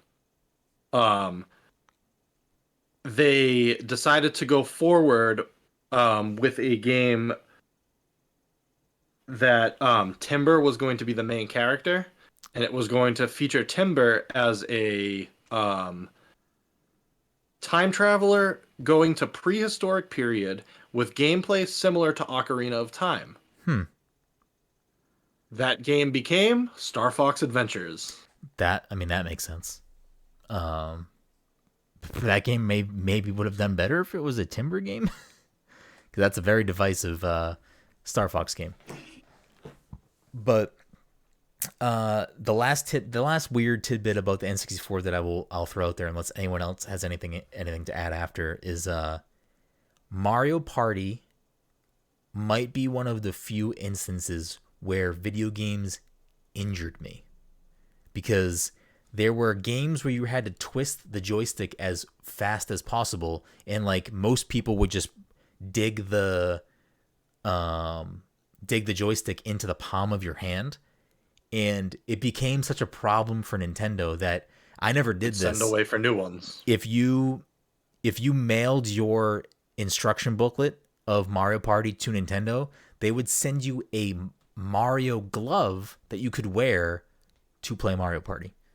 Yeah, I never did it. I should look on eBay to see how much one of those gloves cost, because I guarantee they're crazy expensive. But yeah, that me and my friends in middle school would have like red fucking welts in the middle of our palms from playing Mario Party so aggressively. You had to win. You had to win those games. I did get plenty of blister playing Mario Party, but I was not aware of said glove thing, so I never mailed in anything. Or I probably only knew about it because of Nintendo Power. Because again, at this point, like, the internet was not a thing I was using at all. So you were using print media. Yeah. I mean, listen, I when I started subscribing, one of the things I regret the most is when I started subscribing to Nintendo Power, I always kept all of my Nintendo Powers. On the spine of Nintendo Power, there used to be a little piece of a video game character. And if you kept them all together on a shelf, it would be like a big line of Nintendo characters. And I don't know, maybe if I sat down and tried to figure it out, I could figure it out when I subscribed to Nintendo Power to see what issue I started on. But like, I had so many Nintendo Powers. Like, I had a whole fucking thing of Nintendo Powers. I never threw them away. I always kept them. At some point in high school, when I started to like try to hide my nerdiness, I started to like either put away video game or certain nerd things, or throw certain things away. And part of me was like, oh, I don't need this fucking video game magazines anymore, like whatever. And I got rid of them all. And I am so mad at myself for doing that. Not because I would want to sell them. I would love to be able to pick an old issue up and just look at it. Jealous of all mine? Well, I'm jealous of yours. But at this stage, I would love to be able to just pick up a random fucking Nintendo Power from early 2000s and just like read random things about old games. Like, that would be so fucking, that would be such a fun thing for me to do. The best thing I ever did was not throw away my Nintendo Powers, but I used to like subscribe to like Game Informer, something Electronic Gaming Monthly. Yeah, that was IGN, right? Did that become IGN? I feel like that's what became IGN. But I had like I don't think so. But maybe, I don't know. I remember cleaning up my room at some point in high school, and I got rid of, I'm guessing, probably like 40 to 50 pounds of like video game books and stuff like that. And I just, for some reason, I thought to myself, keep the Nintendo ones, but throw everything else away. Yeah. It's like so weird. There was a brief point where I had a Game Informer subscription because Game Informer and GameStop are tied, so I had it through there. I never had a subscription to anything else, but occasionally I would buy like PlayStation Magazine, or I would buy like Game Pro or Game Informer. Electronic Gaming Monthly. Basically, if I ever found myself any reason somewhere where there were magazines or in a bookstore with like my mom or something, I'd be like, can I get this? Can I get a fucking video game magazine? I would always get them. I would get them. I would wait for them. I would like every time we're at the grocery store, I'm like, is a new one out yet? Yeah. Like, for this month?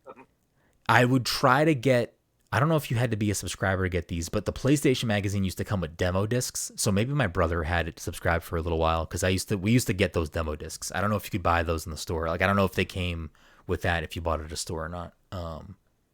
But yeah, I don't know. I miss my Nintendo Powers. That's a sad memory for me, pouring out for my Nintendo Powers. Anything anyone else wants to add about the Nintendo 64 before we wrap this episode up? Controller's trash. That's about it. Controller it's iconic. It's kind of garbage. I literally. It was a choice. I have one right here, but I'm not going to move everything to take it out of the drawer. It's not worth it to pick it up. All right. If no one has anything to add, that brings us. Were they the first ones to do the see-through controllers and see-through consoles? We didn't talk about this. So that's a good thing to bring up before we wrap things up. Is they were probably the first.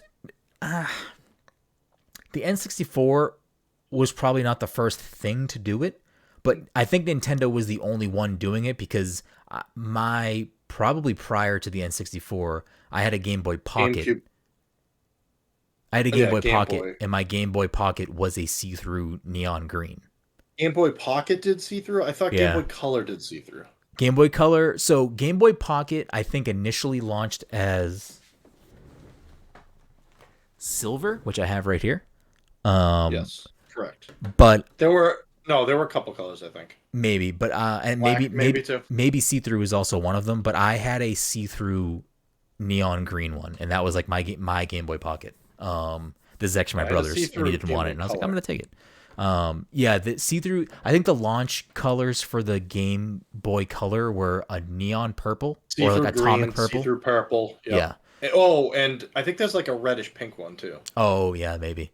But they did that for a while. Game Boy Advance had see-through colors. I don't think GameCube did any see-through stuff. Get them? Yeah, I can't remember. I don't think so. I think it was basically Game Boy Pocket, Game Boy Advance, N64, and then they dropped it.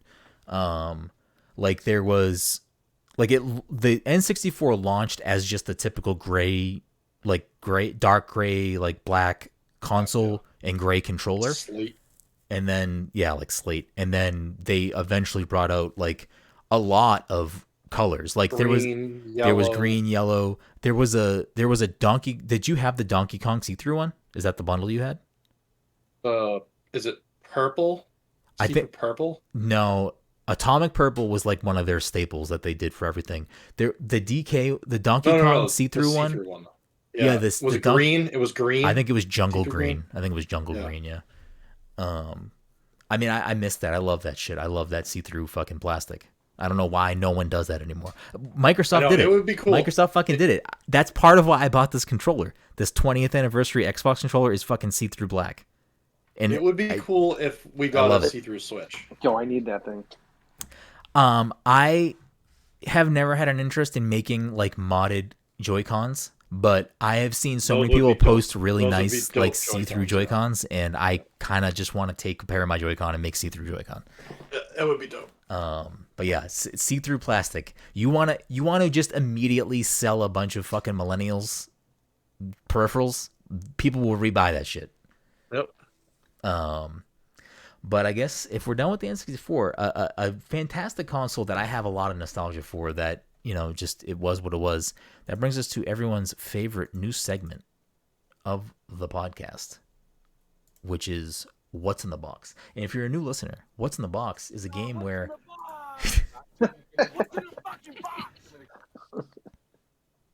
I'm glad you remembered this time. I will say the last thing about N64, there was a peripheral called the 64DD that was supposed to come to the United States, but it never did. I don't even know if it ever really made it to mass production in Japan, but that was supposed to have the capabilities to help things like Animal Crossing become a thing, Earthbound 64, which never came out. It was basically a disk drive for the N64 that would have allowed you to play different, better game, like more expansive games. And it never got a wide release. I think it only came out in Japan, and I don't know how much it went on to be produced. I'm sure if you wanted to get one today, it would be very expensive to find. But anyways, back to What's in the Box. If you're a new listener, every week I take 3 games off my shelf and I read the back of the box, and the panel who are on the episode have a chance to guess what the game is. Whoever guesses it first gets the point. Right now, the leaderboards stand with Todd sitting pretty at number 1 with 6 points. Dom at number 2 with 4 points. Mike tied in second with Jesse Vitelli, friend of the program, at 3 points. Eric Van Allen, friend of the show, with 2 points. And Cameron Hawkins, friend of the show, with 1 point. And I have 3 stumps. The goal is not for me to get stumps. He's got to throw those in there. I don't want stumps. I want this to be a thing. I guarantee we don't get any N64 games today, because he definitely doesn't have any N64 boxes. So I don't. But I figured because we're doing an N64 episode tonight, it would only be right. Yo, spoilers. It would only be right if I gave you this clue off the front. We're gonna do N64 games tonight, which means I don't have the physical box, but I have the back of the box up on my computer. So, without further ado, the first game. Balan 64. What's in the box? Oh, Balan 64 would be a fucking trip. I have to zoom in on this picture because, oh boy, is it granulated. Give me 1 second. Let me just get this up. Okay. It's in fucking French. Hold on. Let me pull up a different picture. Yikes. Mon ami. Is this clear enough? All right. The first game. What's in the box? You are blank. Turok. Blank, not Turok. Wait, really? All those blanks? You are assigned to covert operations connected with the blank weapons satellite? Mission Impossible. No. Which is GoldenEye. Star Fox 64. What did you say, Dom? Star Fox 64. No. Mike got it. It is GoldenEye. Oh. But Todd mentioned yeah, Mission you are James Impossible. Bond. I did play that fucking game. Oh. I don't remember played if it's that a good or lot. not, but I played the game at a friend's house a I don't lot. think it God is. damn it! You are Bond, James Bond. Yes, that is the first line. You God are a Bond damn James it. Bond. So that gives that Mike's sneaking in with the quick point, putting him tied with Dom. Bullshit. Let us move on. I like how he said covert. Brent said covert ops, and then Todd goes Mission Impossible. That is a Oh game. no, what is that? It is a game, but I figured that you would pick, the more popular spy guy. No, see, I don't figure he would. I figured he'd fucking, not make it that easy. Thanks, Brendan. I didn't know that was easy, but sure. So as long as you count my 2 points for Max Payne, then Here we fucking go. You're still in the lead, Todd, with all those points. Game number 2. What's in the box? It's a bumpin', bruising, brawling bash. Super Smash Brothers. Dom gets the point. Maybe these are too easy. They are way too. They're games that we've played for the last 25 years. Should I not do the last N64 game? No, go ahead. Might as well. All right. I'm getting all this flack. From the chat. Let me pull it up here. This is very small writing. Follow Donkey Kong. Let me zoom in. The evil Altair is using the Omni Cube. This is how confident I feel that I am not omitting proper nouns.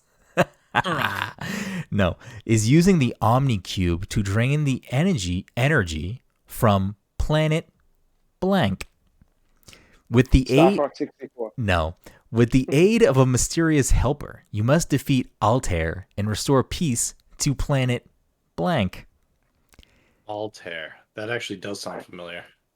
Castlevania? No. In the adventure mode, guide blank through 24 areas of perilous conflict, battle Altair's sinister allies, destroy their bases, and put... Wait, did we say Turok already? Mike always said Turok, and it's not Turok. Turok 2. No. And put it... Todd, if you can tell me right now, immediately, what the subtitle is for Turok 2, I'll give you a point. Wait, what the subtitle to is? Yeah. What do you mean the subtitle? Off the bat. It's Turok 2, blank. Dinosaur's Revenge. No. If anyone can give it to me right now, I will give you the point. Seeds of something. No one gets the point. It's Seeds of Evil. Ah!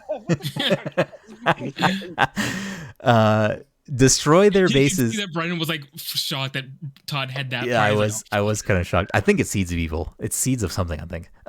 Wait, you don't know the name of the game? I'm pretty sure it's I get Seeds the of point. Evil. Shut the fuck up. Altair. If Todd gets this one, I'll give him the Max Payne points. Altair. Their bases and put an end to the insane attack. Wait, start it from the beginning again? I didn't hear the beginning. In the adventure mode, guide blank through 24 areas of perilous conflict, battle Altair's sinister allies, destroy their bases. Wait, I thought so this is the same game, so it wasn't Turok then. Yeah, no, it's not Turok. Oh, because you were saying I thought you Oh, were saying no. I just, when you said okay. Turok 2, I said if you could give me the subtitle, I'll give you the point. Gotcha. Destroy their bases and put an end to the insane attack. That's it.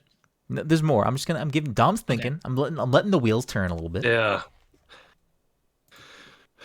He said he put emphasis on 24, and I don't know if that's was intentional. Who's to say? Maybe it's a misdirect. Maybe I'm a Marvel trailer. It's not Bomberman, right? Is that a guess? Bomberman 64.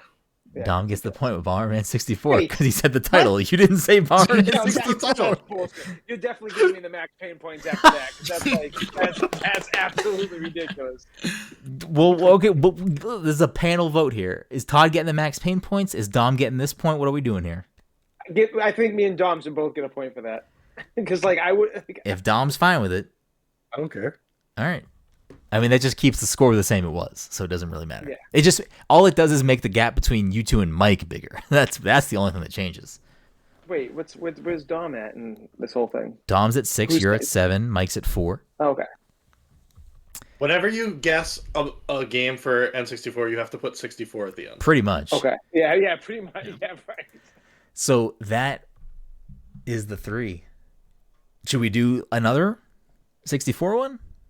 Just grab a random one, not 64. Just fucking go. Oh, you want me to off the cuff grab one? I'm gonna grab. I'm gonna yeah. grab 3 off the shelf. We're gonna double the points. It's the end of the year. We're having fun because I'm gonna reset the scores in January. So we're gonna. All right, sounds good. Because I think for the rest, I think for all of 2022, it'll be like a good like full year of points. Alan, Wonderworld. Right, you know it's coming up. Right.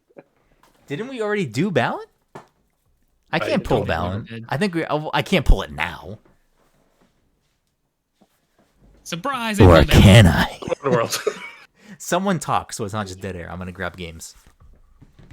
Oh. What are we talking about? Oh. All right, let's quickly spoil Spider-Man. Yo, yeah, dude, that scene when fucking It's great because the listeners don't know that Todd has not seen the movie yet. I thought someone Never spoiled something for will. me today because I saw a tweet that said it had to do with like, some article that was posted that said like someone wanted the sex scene in Spider-Man and like Tom Holland responded to it, and someone was like, well, no dome for Tom Holland or something like that. And I was like, wait, does that mean MJ dies? You know, I was like so confused. I'm like, does that mean to spoil this for me? All right. I have 3 more games off the shelf this time. go. Off the shelf. Let's So that means go. actually, fuck it. We got 4 more games off the shelf because I got another game in front of me. So I didn't realize there was one on my desk already. So we're gonna go 4. I'll give you one overall hint. All 4 of these games, I'm not saying whether or not they are exclusive, but they are at least on 4 different consoles from what's in my hand. What?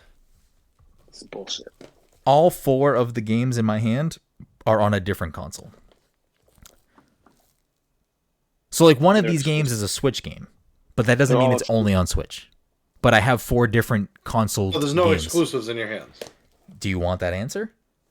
No, just Well, go. you said they're all on different consoles. They're on different consoles, but I'm not saying So I'm you not. have- I am. So not, you have at least one port in your hand. I am not saying that any of these are or aren't exclusive. I'm just saying I have 4 different console games in my hand. That's all I'm saying. I'm still confused, but continue. I will the say. bar? It'll probably make sense to us. For the game in my hand, you must get the full title. NBA Live 14. So if you say, for instance, NBA Live, it would not be correct. And if you ask me if it is the correct game, I'm going to say no. But that doesn't mean it's not NBA Live, whatever. But it is not an NBA Live game. But that was a good example. NBA Street. What's in the box? Battlegrounds. Wasn't that also an NBA Street game? Go bananas. Donkey Kong. Tropical Freeze. Donkey Kong Tropical Freeze. Is Donkey Kong your Country guess, though? Returns. You are both incorrect. Oh, Super Monkey Ball Banana Blitz. No. Mayhem. No. Banana Blitz All Mayhem. right, just No. read more. I don't know the whole title. Go ahead. Join All-Star Monkey Team of I don't know the I, full title. May May, Gon Gon, Baby Yan Yan, and Doctor. Oh, okay. Super Monkey Ball Banana Extravaganza. It's Banana Blitz something. Banana Blitz. No, this is Banana Blitz. Not the game in my hand. Oh, okay. Oh, okay. You can put it back.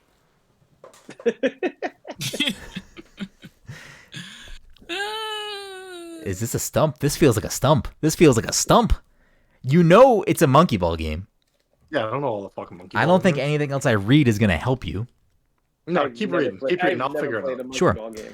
Bounce, tilt, and roll your way across hundreds of wonderfully crafted levels and mazes. Oh, it's Super Monkey Ball. It is, but which one? 12 delightful party games. Play as Sonic and Tails.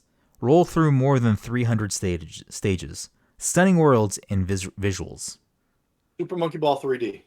No, Super Monkey Ball 4D. no, Super Monkey Ball Returns. no, Super Monkey Ball Wii U. No. The only other thing on here is Anniversary Edition. Includes art book, reversible cover, cosmetic items. This game came out this year. Banana Blitz. No. That's the game that came out this year, isn't it? Nope. It's Blitz Banana Dom. That's how you got it wrong. This feels like a stump. Wait, didn't you just show us the cover of Banana Blitz? Yes, the game that I'm reading the back of is not Banana Blitz. Let me see the cover of Banana Blitz again. That's the game that came out this year. Yeah, right, for real. This game came out in 2019. Huh. This other game in my hand that I will cover the name of did not come out It looks exactly the same. in too. 2019. This is a different game. That's Super Monkey Ball game. Super Monkey Ball Banana Blitz is a remake or a re-release of Banana Blitz. Super Monkey Ball blank blank is not Banana Blitz. Mayhem. No. Mayhem. I want to say Mayhem is part of the game. Super Monkey Ball Bananarama. No. Here's a clue. I don't know why. Because this is a stump. I don't know any of the games. Super Monkey Ball Banana Blank. Yeah. It sounds like It's a not- stump to me. It sounds like Is a it stump. Banana Mayhem? It's a stump. Banana Mayhem? It is not Banana Mayhem. I don't know. Sounds like a stump to me. Banana Bar Mitzvah. Not Banana Bar Mitzvah. Remember at the beginning of the segment when Brendan was like, "No, I don't want to stump you guys." And I then, don't. As soon as he pulled the game, I don't. Banana Mania. I don't want to stump you. Mania. I don't want to stump you. I knew I was close. I shouldn't have pulled 3 more games. No, shouldn't have. Max Malavenda in the chat. The sheer Monkey Ball desperation. They had it. They were so close. What's in the I box? wasn't. I had no idea what was going on. Yeah, same. What's in the box? He said banana. It was either Donkey Kong or Super Monkey Ball. That's it. Fair. Dom is correct. There was very, very few options it could have went from banana. We said all the Donkey Kong titles. No, it could have been Pedro. You think I have a physical copy of that? I don't even know if they made a physical copy of that. That's right. Celebrate the blank of blank with this standalone game. No additional software is required to play. This is the worst back of box. Yeah, right. All new courses.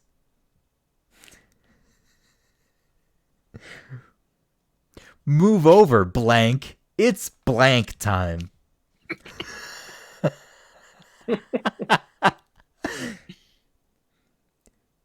Play through 82 new courses in the world of blank, blank, blank, blank, blank. Is it Mario Kart 8? Are you up to the challenge? No.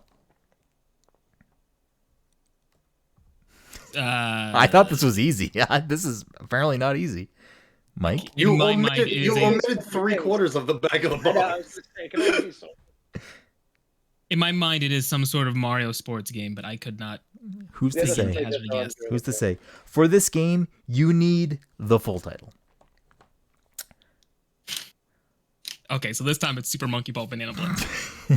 Blank's Mighty Leap is back.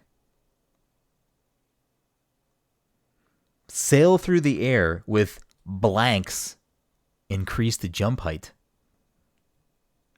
Oh, So it's Mario, yeah. Super Mario Brothers Wii U or something. I don't know. Play as Nabbit. Oh, Super Mario. Super Mario, Super Mario. Luigi Brothers. You. Super Mario U. Dom gets the point. Oh, damn. Couldn't you be Nabbit in the other one too, or is it only the Luigi one? I think you could only be Mario, You could Luigi, and they the brought- Toads. They brought Nabbit in for Luigi U, and then they made that pack, and I think you can play Nabbit as in both of them. I'm just saying, with these 2 bonus games tonight, with these 4 bonus games tonight, the score is now tied first place Dom and Todd at 7. Yeah, Mike at except 4. Todd has 2 mystery points that. Those mystery points are going to disappear once January rolls Never around. getting them. Never Once getting January them. rolls around, those 2 points can never come back up in the conversation. Here we go. Here's an overall clue for these final 2 games. Maybe it's a clue. I don't know. There's a lot of games on my shelf that are like this. They're both sealed. Brenden has never played it, so that means Balin can't be it because we know he opened it and played Doesn't it. mean that. Maybe That I have doesn't 2 mean copies, Mike. Maybe I have one signed by Yuji that. Naka. Maybe he has 2 copies. Maybe it's a game that's on Game Pass. Maybe. That's also true, Mike. I did do Halo last week, and I own Halo, but I don't open is it. Balin on Game Pass? Who's to say? No.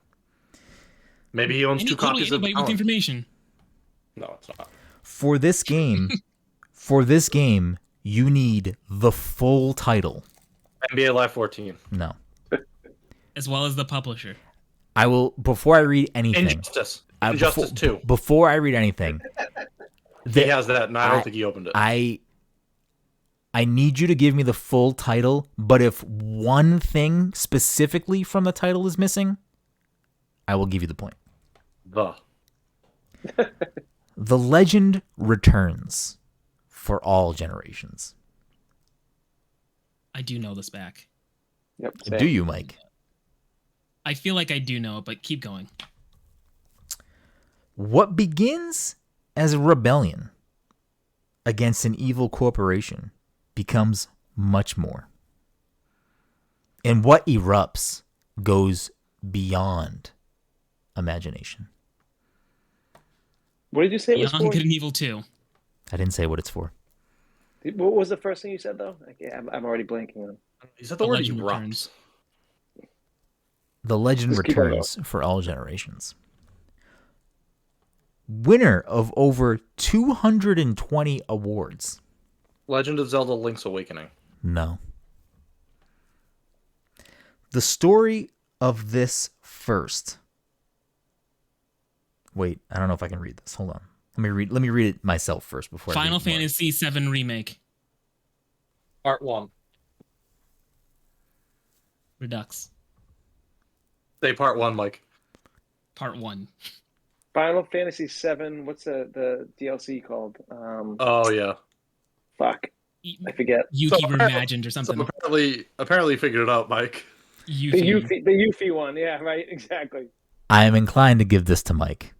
Yeah, what is the actual title of it? Intergrade was the word that I was going to intergrade. Yeah, omit intergrade. if you didn't get it. So I'm going to give this point to Mike. That means right now with the core cast, the points are Dom and Todd tied at 7, Mike at 5, and then guest characters at 3, 1, and 2. With one episode left potentially in the year, this means that Mike, this is a very vital point for Mike, but this is also a vital point to steal the lead for Mike and for Dom and Todd. The final game. Mike, you got this. NBA Live 14. NBA Street. I'm not, depending on how this goes, because I haven't actually read the back of this box, you might not need the full title. We'll see.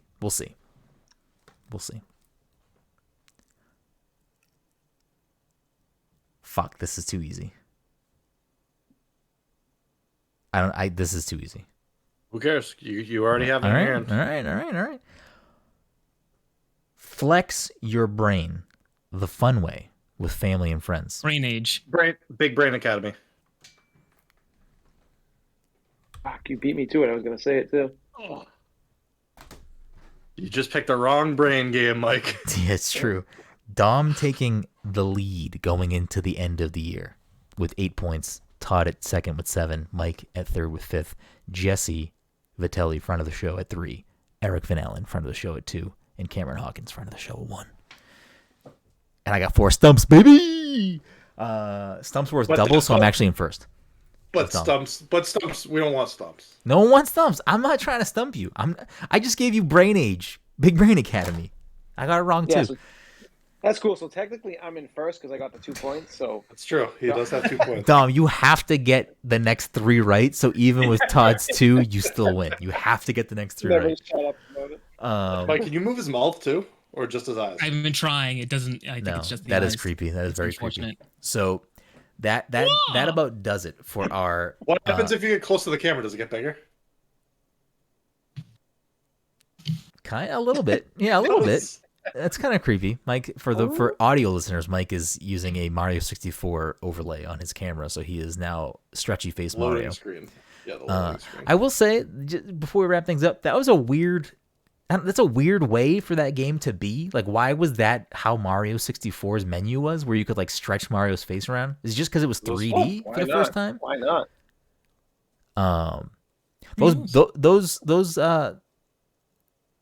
That game was a good game. That was a really fucking good When game. you told me you hadn't opened those games, I was waiting to hear it was the Tekken Tag Tournament 2 for fucking Wii U. I do have that game. I do have that. Did you open it? Did you open it? That might. You gave me a copy from Black Friday, and I don't think I ever opened. Yeah, my copy. that might be open. I only opened it because that specific game has like Mario things, and I just wanted to like see it. So that might be open. Anyways, that about wraps it up for our N64 25th anniversary episode. The next episode will probably be The Matrix, so make sure you are watching those movies before you listen to that. But as always, you can listen to and watch and read all the things we do at passthecontroller.io. Thank you so much for listening and hanging out with us. If you want to help support the show, the easiest way to do that and the freest way to do that is to share us on social media, leave us a review on Apple Podcasts or wherever reviews for podcasts can be left. Follow us on social media and let a friend know about the show. If you want to keep the conversation up with us in our community, you can join our Discord, follow us on social media. You can follow me at BGroom. You can follow Mike at _MichaelPath. You can follow Todd at Toddy_by_nature. You can follow Dom at PTC_OneLittleSpark. And if you have a few bucks kicking around, you want to help support the show, you can subscribe to us on Twitch at twitch.tv/passcontroller. You can subscribe to us on Patreon at patreon.com/passcontroller, or you can buy some sick swag at passcontroller.threadless.com. And thank you all so much for listening to this week's episode 291 of the Pass the Controller podcast. And this year is almost over. We'll see you again soon.